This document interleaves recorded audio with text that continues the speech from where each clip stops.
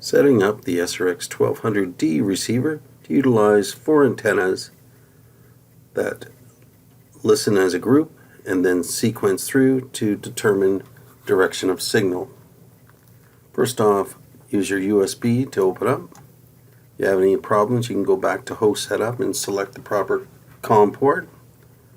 Make sure that you log on,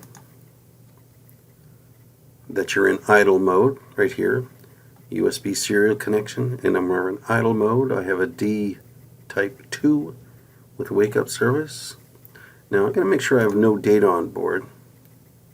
And it says no log, I'll bring that into focus here, no log records available, so I'm fine. And then I'll hit done. Go to my project editor, select the proper scan time, which is generally half a second longer than the burst interval of your tags. In my case, I have a 3.5 second tag, and I selected 4 seconds as my scan time. I'm not going to utilize the GPS or the time on acquisition or the CRTO, and I'm not going to align my antennas.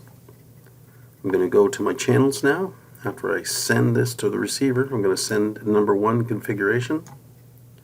Then I'm going to go to my channels. I'm going to enter my frequency. Normally speaking, you just add it like so. You press the add button. A small edit panel will show up. Now, it's already in there, so I'm not going to utilize this. So I'm just going to press OK. And then I'm going to delete this one, because I only have 1 frequency.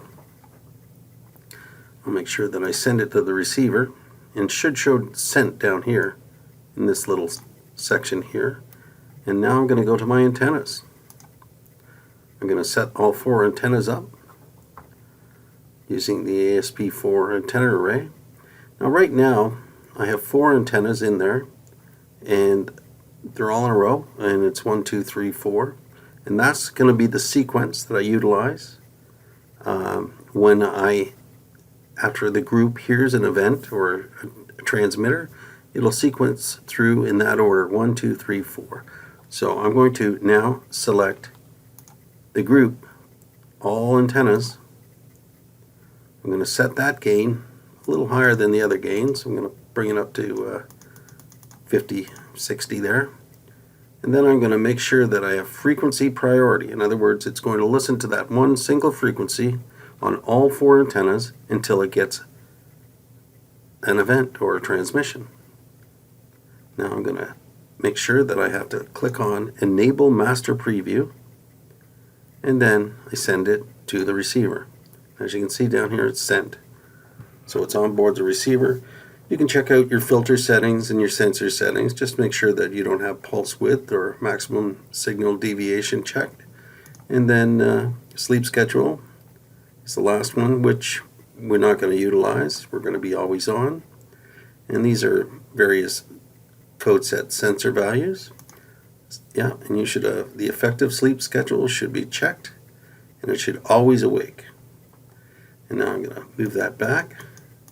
Make sure I send it again, and then I'm going to say done. Now I'm going to go to my code log, press on code log, and then I'm going to see the live view. Now it should be listening on 150, 680 until an event occurs.